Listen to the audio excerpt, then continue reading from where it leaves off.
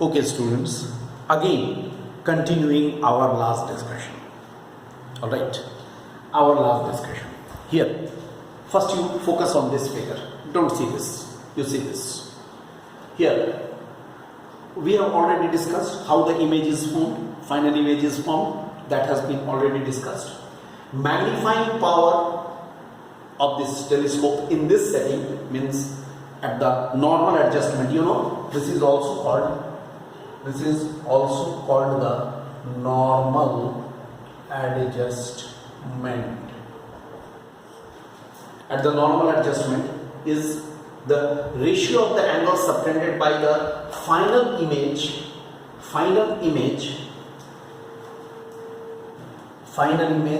at the eye. Final image at the eye to that subtended by the object at the objective. Okay? When image and the object both are at infinity. Means the definition is same as the before last discussion. But here both image as well as the object both are at infinity. No problem. This will be again beta. This will be again alpha. Definitely this is also alpha. Again, according to the same way, m is equal to beta by alpha. That is equal to again tan beta by tan alpha, because angles will be small. Tan beta, which one is tan beta? AB by BE. I write AB by BE over AB by BO. AB cancels.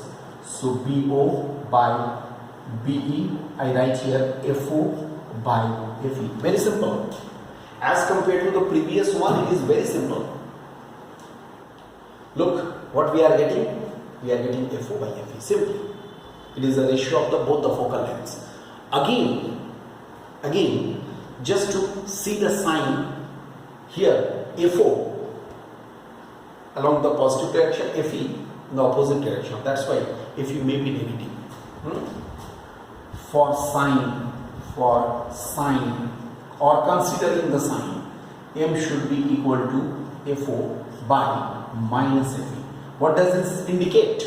It indicates that the image, final image, is the inverted image.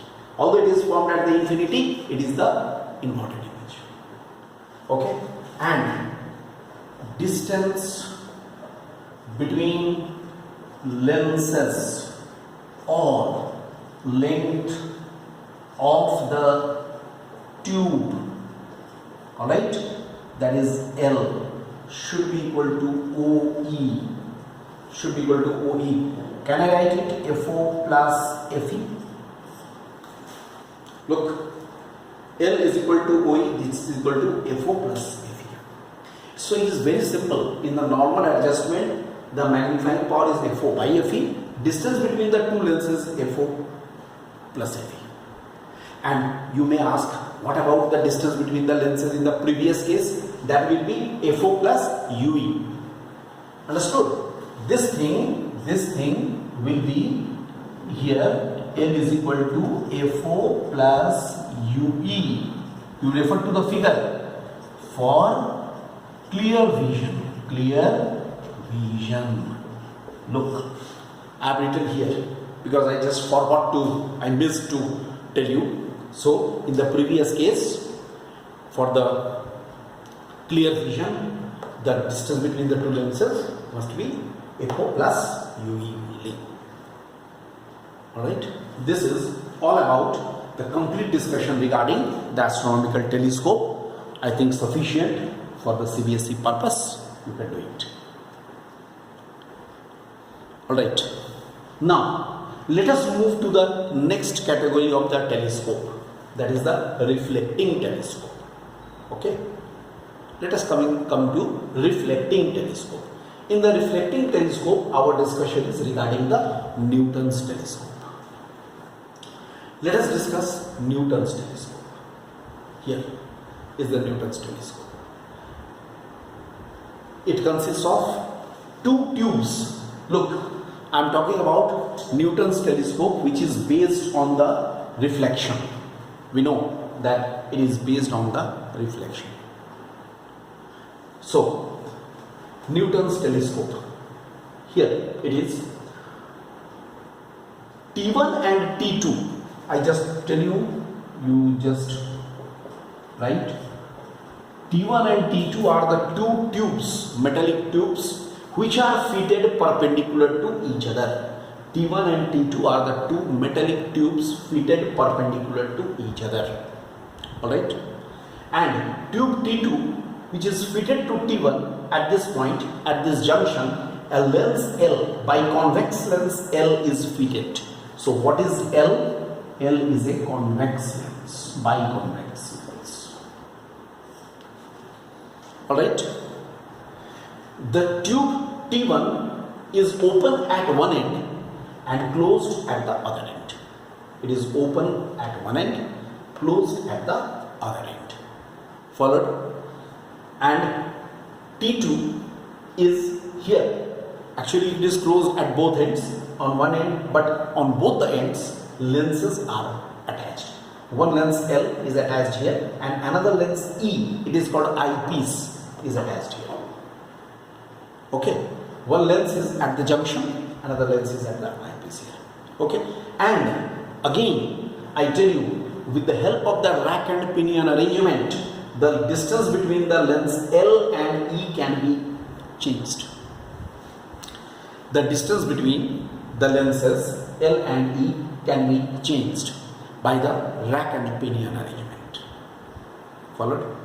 So, with the rack and pinion arrangement, this distance can be changed. Normally, E will be moved. L is fixed, E is moved. Clear? I think all of you are understanding. Now, there is C is a concave mirror of large aperture. Concave mirror of large aperture is placed here. Alright, it is a concave mirror, which is here attached at near the closed end of the tube T1. So, concave mirror C is attached near the closed end, okay, of the tube T1. Followed it? It is like this. And what happens here? There is another mirror M. It's a plane mirror M. How it is placed, I am coming to that point later on. So I hope all of you have understood all the different parts, regarding all the different parts. I repeat, T1 and T2 are two metallic tubes fitted perpendicular to each other.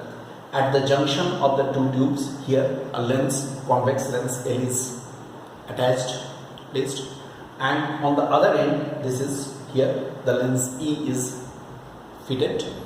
The distance between the E and lenses E and L can be changed just by moving the lens E by the rack and pinion arrangement as usual. Alright, C is a concave mirror of large aperture that is placed near the closed end of the tube, and M is the plane mirror that is placed here. Okay, how it is placed, I am coming to that point. Followed? This is regarding the construction of it. Now, when it is a reflecting type telescope, when it is focused at the distant object, obviously the rays coming from the distant object will be all parallel rays. They will be coming parallel to each other. They will be falling at the concave mirror and thereby reflect. Here, see, parallel rays are falling here and thereby reflect. They will reflect, and you know, according to the property of the concave mirror, this is the concave mirror. According to the property of the concave mirror, these reflected rays must converge at the focus. But before they converge at the focus, they are intercepted. These rays are intercepted. These rays are intercepted by a plane mirror. Understood? I hope you got this point. These rays are intercepted, reflected rays are intercepted by the plane mirror, capital M. so that these rays will be again reflected and they will be falling at the lens L. Here. Followed? They will be falling at the lens L. Now, by the rack and pinion arrangement, lens E is adjusted in such a way, the lens E, here, the lens E is adjusted in such a way that the rays after being refracted through E will be going parallel. How it is possible?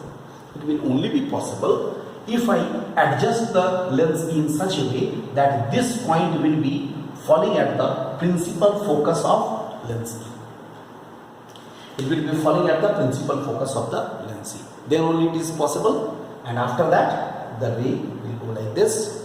Final image will be formed at infinity. Understood? It is a normal adjustment. This device, Newton's telescope, is for the normal adjustment. Understood? This is, you can say, it's a normal adjustment. And obviously M is equal to FO by FE, as it is the normal adjustment. The magnifying power will be the ratio of the FO by FE. Okay, where? Now you will say which one is objective, which one is eyepiece. Obviously, according to our own concept, objective is always in front of the object. Eyepiece is near the eyepiece, always the eye is there. Our eye must be placed here, isn't it? Infinity here. Here it is. This is the position of the eye. So what is FO? FO is the focal length of mirror C. Mirror C means concave mirror. Focal length of the concave mirror. And what is FE? FE is the focal length of the lens E. It will be the focal length of the lens. Understood?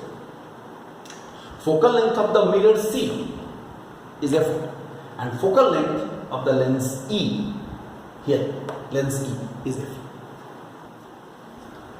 In this case, mind this, objective is the mirror, not the lens. In case of the reflecting telescope, objective is always the mirror.